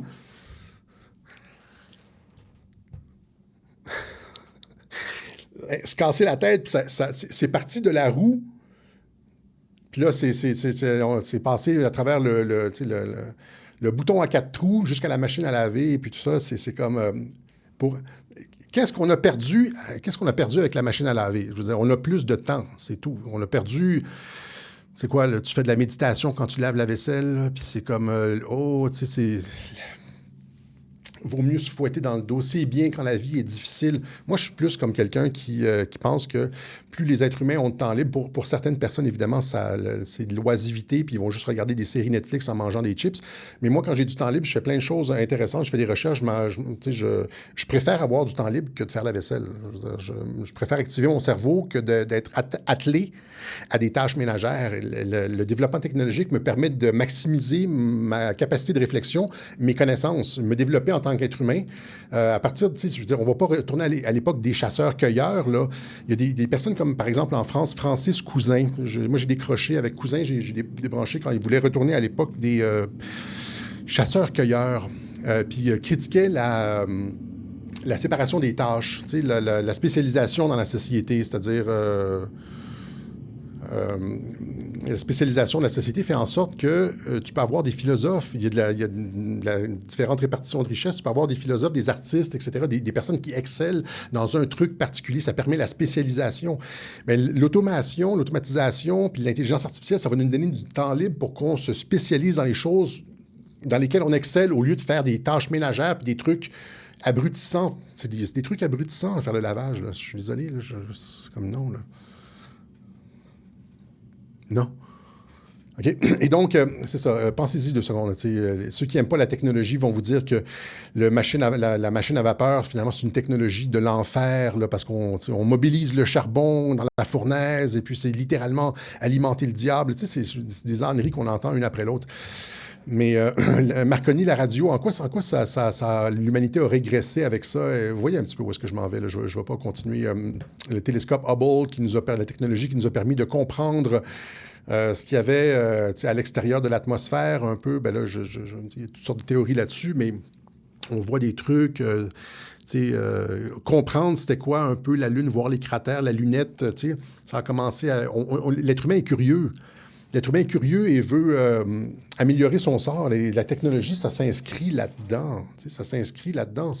Et pour une perspective chrétienne, on dirait Dieu a fait l'être humain comme ça. Il veut améliorer son sort, puis il est curieux. Fait que ça va nécessairement donner ça. C'est pas comme... je ne veux pas taper sur lui, je ne veux pas faire une fixation, mais il disait dans son dernier live que Enoch lui avait dit que la technologie était mauvaise et que la technologie était contrôlée par les anges déchus. Enoch lui avait dit à lui que la technologie était mauvaise et qu'elle avait été contrôlée par les anges déchus et que l'on devrait... Puis après ça, il parle dans son micro, là, c'est comme... sur Internet. Donc, si tu penses que la technologie est mauvaise, n'importe qui pense, on fait comme les Amish et comme les Sadhus indiens, on rejette le monde technologique et on vit on gagne pas sa vie avec la technologie, les technologies de l'Antéchrist, les anges déchus, etc. C'est les anges déchus, chose, là. Okay? Donc, c'est ça. C'est comme ça revient à ce que j'expliquais en début de live, en début de direct. J'ai encore deux planches. C'est-à-dire que la technologie, c'est comme toutes les activités de l'être humain. Il peut y avoir une bonne et une mauvaise fonction. On peut utiliser la technologie pour l'aviation. Quand l'aviation a été inventée, les principes de l'aviation ont été découverts par les frères Wright, là, la flottaison, etc., etc. Ça peut être utilisé pour transporter des millions de personnes dans le monde, aller voir ta famille, au Djibouti, et puis visiter le Japon, ça prend maintenant, c'est quoi, de Montréal à Tokyo, c'est une vingtaine d'heures. C'est des affaires complètes. Et on peut découvrir et comme s'émanciper, puis de découvrir d'autres cultures, puis rencontrer des gens, puis travailler, puis ça maximise le potentiel humain, mais on peut aussi bombarder avec ça. Et donc, encore une fois, c'est comme tous les trucs de l'être humain, comme l'amour peut être néfaste, peut être bon, la technologie, ça peut être bon, ça dépend de l'être humain. Ça dépend de l'être humain. Rappelez-vous ce que j'expliquais en début de live. Donc, c'est pas qu'une question que la technologie est inhéremment mauvaise, ça dépend toujours de ce que l'être humain en fait. OK? On va terminer ici avec Flynn. Il y a eu cette petite rixe entre Flynn et Trump, qui était évidemment une fausse chicane, et tout le monde a mordu, y compris Clandestine. Clandestine qui s'est fait bloquer par Flynn, donc Clandestine qui a une dent contre Flynn. Flynn qui a rédigé ici un texte, il y avait un truc sur Trump, il parlait de la Chine et aussi du Hezbollah. Et là, il dit, ça a tout l'ADN d'une fausse chicane, c'est comme une fausse chicane. Et donc, il dit, Monsieur Trump, Mr. POTUS, vous vous foutez de moi, vous vous foutez de ma gueule, vous vous foutez de moi. Signez un citoyen très inquiet. C'est rien, c'est comme, c'est pas... il répondait à Trisha Hope en dessous, National Delegate, etc. C'est rien de très, très, très acerbe. Are you kidding me? Ça, c'est un peu comme ça. Tu te fous de ma gueule? Comment ça se fait que tu dis ça? Et puis là, c'est comme, là, ça a été la déchirure sur Internet, là, genre, même Flynn critique Trump. Le problème, c'est qu'évidemment, les gens n'ont pas compris, c'était une fausse chicane. Juste comme quelques heures après, il a republié une photo, un tweet en disant « Qu'est-ce que POTUS, qu'est-ce que Trump voulait dire ici? » Et là, tu vois Trump qui encense Flynn. Donc, il fait semblant de critiquer Trump et juste quelques heures après, il republie une vidéo où est-ce que Trump l'encense. Je vous montre la vidéo pour... With a friend of mine and a very brave person. Somebody that got it very early and went through hell, and he handled it like the brave man he is, General Michael Flynn. Where's Michael? Il republie ça quelques heures après ça. Quelqu'un ici dit, l'apologie de la technologie, l'humain n'est pas encore assez évolué pour ça. On fait de la technologie depuis la roue. Là. Je ne sais pas si tu comprends. Depuis le moment où est-ce qu'on a inventé la roue, on fait de la technologie. On n'est pas. C'est pas une question d'être évolué pour la technologie. C'est une question que ça fait partie intégrante de l'expérience humaine. Le développement, l'amélioration, le fait d'avoir des crayons, c'est technologique. Comprenez-vous? C'est comme l'écriture, c'est technologique. On va pas retourner à la tradition orale, là. On est rendu avec du code maintenant. On fonctionne, on contrôle la matrice, là. J'entends des trucs, des fois, les gens sur Internet sont tellement idéalistes, là. T'entends ça, je dis, soyez réalistes un peu, là. On passe pour des fous, des illuminés, des fois. Ce que les médias se moquent des complotistes avec les trucs qu'on lit des fois, là, genre, c'est comme... Tout ça pour dire que, pour comprendre, c'était évident que Flynn ne clashait pas Trump ici, puis que c'était comme, encore une fois, une opération de hameçonnage. Mon fils adore quand je dis ça, parce qu'il faut regarder ce que... Flynn, tu sais, si tu ne suis pas de près Flynn, ben abstiens-toi de commenter sur Flynn parce que c'est clair que Flynn appuie le président Trump constamment, notamment lorsque Israël, Trump avait négocié avec l'Iran un cessez-le-feu temporaire et là, Israël commençait à tirer sur le Liban. Flynn qui a immédiatement, comme le chien de garde de Trump, je l'ai expliqué ça, qui a immédiatement envoyé la vidéo où est-ce qu'on voit justement tout ça, là, tu sais, je l'ai expliqué tout à l'heure, là. Les trucs avec la mise en garde contre Israël. Donc, il faisait respecter le décret trumpien comme en tant que chien de garde. Lui, il est à l'extérieur de l'administration, donc il y a beaucoup plus de liberté d'expression. Il peut pas... J'ai déjà expliqué les niveaux de langage. Là. Le Flynn qui a republié, qui s'était épinglé sur sa page X, le plan en 16 ans pour détruire les États-Unis. Flynn qui republie des trucs de Trump souvent et qui parle notamment de l'infiltration, qui est totalement sur la ligne trumpienne, qui est l'essence même de toute cette administration-là, de la reconquête des institutions américaines, des mains de l'État profond avec le discours de JFK sur l'infiltration des sociétés secrètes. Flynn est exactement là-dessus. J'ai montré qu'il postait exactement je pense dans le dernier Web Journal, il publie exactement la même chose que Trump, genre à quelques jours. Les deux sont sur la même ligne. Et là, les gens qui ne suivent pas vont dire Flynn clash Trump. Même Flynn clash Trump. On a le droit de clasher Trump parce que même Flynn le fait. Si bol, tu ne suis pas, là, arrive, là, il faut que tu suives. C'est comme quand Flynn avait publié ça ici. Alex Soros, rappelez-vous de ça, Alex Soros avait publié un tweet avec une trou de balle et 47 $, et là, c'était une tentative d'assassinat. Flynn a immédiatement répondu « What the hell, the message you're sending by... » Il avait appelé une tentative d'assassinat. C'était 17-17. J'avais bien souligné ça. C'est publié par Alex Soros à 7h55, ça fait 17. Et par Flynn, exactement 12 heures plus tard, 7h55 du matin, ça fait aussi 17. 17-17, si vous ne l'aviez pas compris. Et là, j'avais dit à ce moment-là, il va y avoir une fausse tentative d'assassinat sur Trump. Ça, c'était 6 mois avant l'événement de Butler. Quelqu'un m'avait posé au mois de janvier la question, est-ce que Trump, est-ce qu'il pourrait l'assassiner? Puis j'ai dit, s'il y avait quelqu'un qui tentait de l'assassiner Trump, ce serait Trump qui l'aurait organisé lui-même. Ça, j'avais dit ça au mois de décembre. Au mois de janvier ou au mois de février, il y a cette affaire-là qui arrive avec le tweet d'Alex Soros. Puis là, je montre, je pense qu'Alex Soros est contrôlé. Encore une fois, pas tout le monde qui me suit là-dessus, mais Flynn qui rend ça évident. Puis là, j'avais dit, il va y avoir une tentative. Là, paf, Legend, et puis j'avais montré exactement. Donc, Flynn qui a encensé Q genre des centaines de fois, mais c'est sûr que si tu penses que toute la technologie est mauvaise et que, en particulier l'intelligence artificielle, et que Q, c'est peut-être une intelligence artificielle, et donc Q est contrôlé par les anges déchus, l'administration. C'est sûr que tu vas pas comprendre tout ça. Tu es exactement le genre de personne susceptible de tomber dans le piège. Et puis Flynn qui republie plus tard l'appui inconditionnel de Donald Trump à Flynn. Okay? Ça, c'était pour Flynn. Et on va terminer avec... Il faut suivre. Si on veut commenter, il faut suivre. On va continuer avec l'Odyssée. Je vais faire un mea culpa. Ben, c'est pas un mea culpa, mais... Je pense que Trump contrôle l'administration, les patriotes contrôlent Soros, George Soros et son fils Alex Soros. Je pourrais montrer les liens logiques de tout ça éventuellement, là, mais OK. Donc, j'avais dit la dernière fois que le film de l'Odyssée, c'était finalement un croc en jambe à la civilisation occidentale, etc., etc. J'étais très, très, très fâché. Parce que c'était pas mal le ton qu'on avait sur les commentaires. C'était assez unanime, là. Puis c'était aussi très évident, c'est-à-dire avec les acteurs totalement mal choisis pour leur rôle. On déviait complètement l'Odyssée.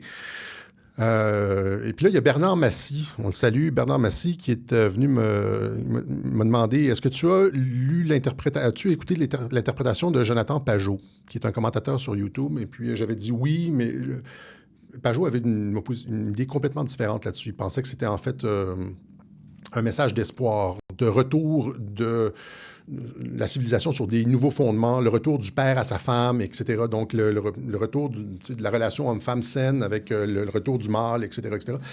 Et donc, là, j'avais dit, j'avais pas écouté, j'avais fait preuve de, comment je pourrais dire, de biais cognitifs. Je veux dire, j'avais tellement entendu que c'était mauvais que quand j'ai écouté 30 secondes de l'interprétation de Pajot, je me suis dit, il a reçu un cachet pour son affaire, lui, il vante le film. Et finalement, avec le message de Bernard, j'ai réécouté, et puis il y a aussi, au-delà de Pajot, il y a sur YouTube, hein, About the Odyssey, The Truth About the Odyssey. Il y a d'autres personnes, il y en a 2, 3 autres commentateurs que j'ai vus avoir une position complètement différente sur l'Odyssée. Et puis, je vais aller plus loin qu'eux un petit peu. Là. Je vais rajouter une couche, mon petit grain de sel de Radio-Québec. The Hidden Meaning Behind Nolan's Odyssey, le message caché dans l'Odyssée de Nolan. La version officielle, c'est que la version partagée par à peu près tout le monde, tous les commentateurs, c'est que Nolan a plié face à Hollywood, puis pour avoir un Oscar, a mis a dévié, galvaudé l'Odyssée d'Homère. Or, je pense que c'est... Je vais changer je vais faire un mea culpa et je vais changer ma veste de côté. Et je pense en fait que Christopher Nolan, qui est normalement un réalisateur génial, c'est un génie. Si vous avez vu Inception, là, Origine en français avec Leonardo DiCaprio et Ellen Page à l'époque, c'est du génie, là. C'est comme... qui aurait pu penser à ça? Cette façon de faire et puis la façon dont il a... Donc, Tenet aussi, un autre film qui est génial, qui est difficile à comprendre. Il faut le regarder 3 fois pour comprendre Tenet, là, avec le fils de Denzel Washington. C'est pas tout le monde qui comprend. Et donc, il dit, comment ça se fait que quelqu'un qui est aussi brillant, un réalisateur aussi brillant, qui fait des films qui requièrent un très haut quotient intellectuel pour les comprendre, va finalement cracher sa carrière avec... Mais c'est plus que ça, finalement. Finalement, je suis sur la ligne... Je suis pas mal d'accord avec Jonathan Pajot. C'est-à-dire que pourquoi Christopher... Je vais terminer là-dessus. Pourquoi Christopher Nolan a choisi des artistes de la diversité qui parlent un langage vernaculaire comme du New-Yorkais, etc., etc. Parce que son film, l'Odyssée, ce qu'il présente là, comme l'Odyssée, la civilisation à l'époque, c'est une parabole pour la société moderne. Alors là, c'est du 2e degré. C'est-à-dire qu'il faut comprendre. Là, on est dans la conception littéraire du monde. C'est-à-dire, on est dans le 2e degré. Là, on est dans la parabole. L'Odyssée de la diversité de Nolan, c'est une parabole pour la société moderne. Et tout le film est une parabole pour la société moderne. C'est-à-dire que l'idée, au final du film, c'est que des erreurs ont été commises, mais on peut retourner aux valeurs de base et refonder sur du bien. Ça, c'est la thèse de Jonathan Pajot. Le film lui-même, et c'est la thèse aussi de Jonas Kilker. Le film, là, moi, j'ajoute ce niveau-là, c'est-à-dire que si tu comprends... donc, le film lui-même est une parabole pour la société moderne. Comment expliquer, là? Je commence à être fatigué.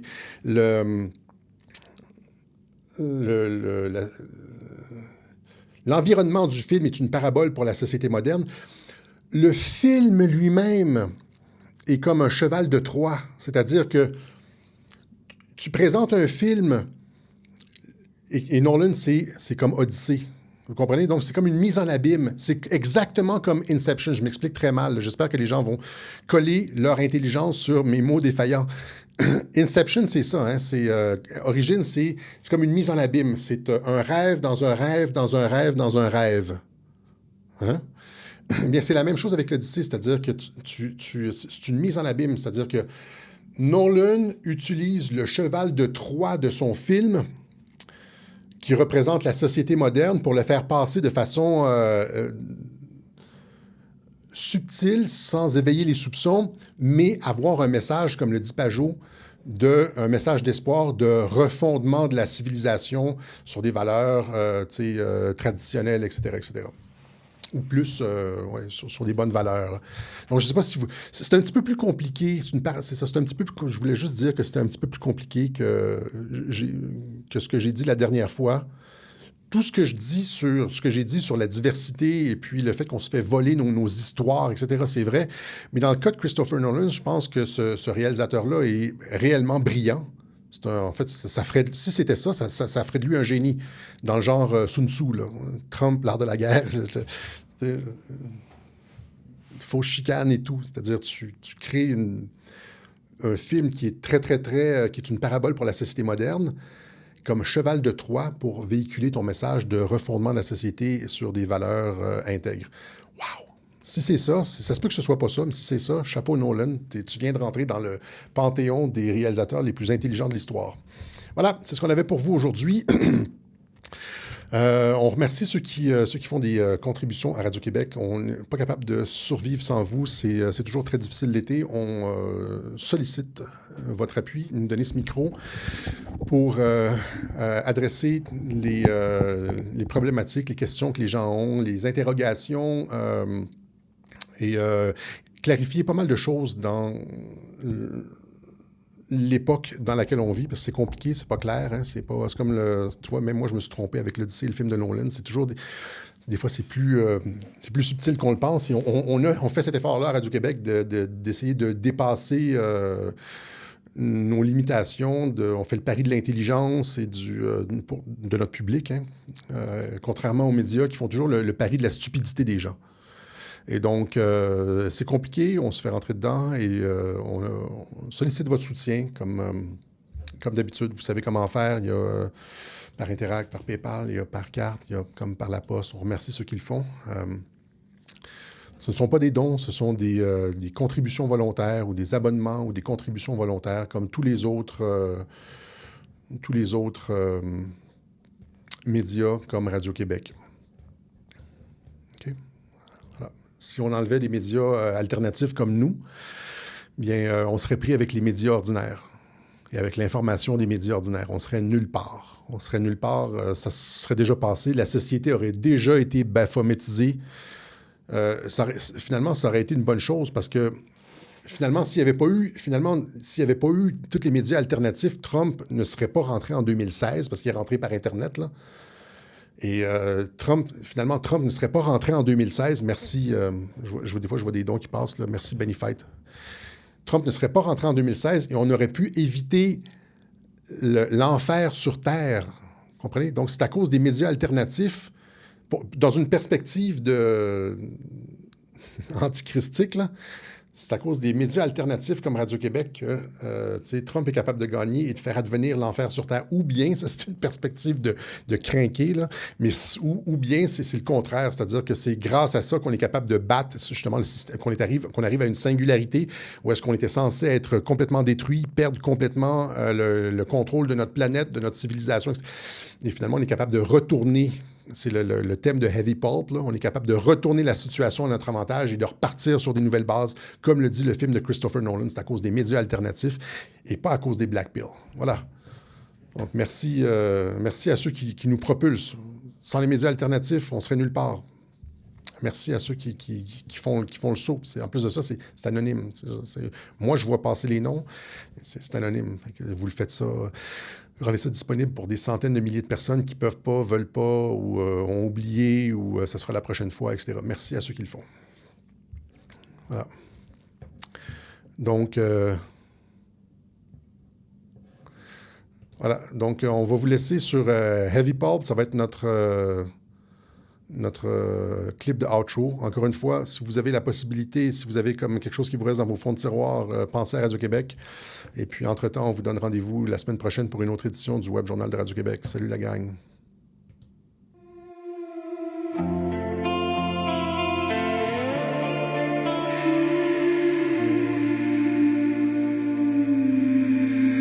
Sweet land. Sweet land of the weary and the wild. Oh, where are you, my sweet child?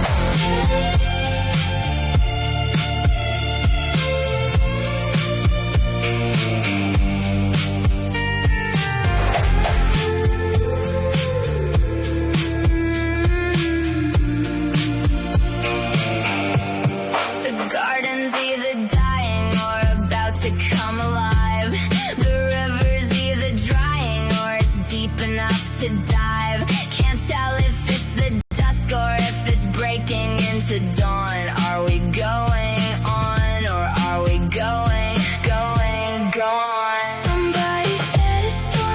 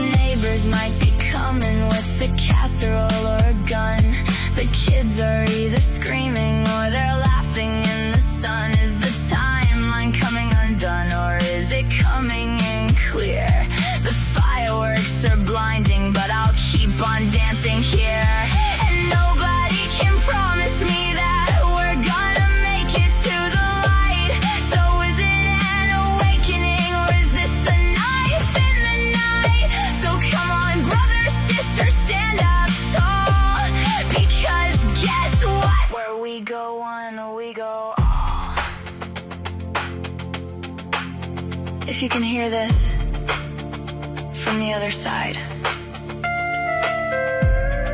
across this great quantum divide, don't get me wrong, now is the time to stay strong. So, with all of that I'll say, God bless the USA!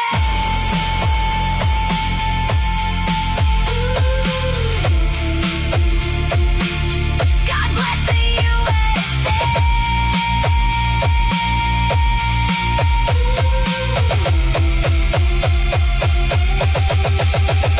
Singing, sweet land, going on, 250 years and it's going on and on the edge of a forever or the edge of being gone. Is it midnight? Is it morning? Is it ruining? Is it time to rise? 250 summers gone by. So just go on and tell me those sweet lies, the kind as sweet as these Julys. Going on and going gone. Light up, light, light, higher. Higher, higher. Sweet land's going on, going on. Sweet land, going, going, gone. So please, just know that we can still rebuild. We can still make something better.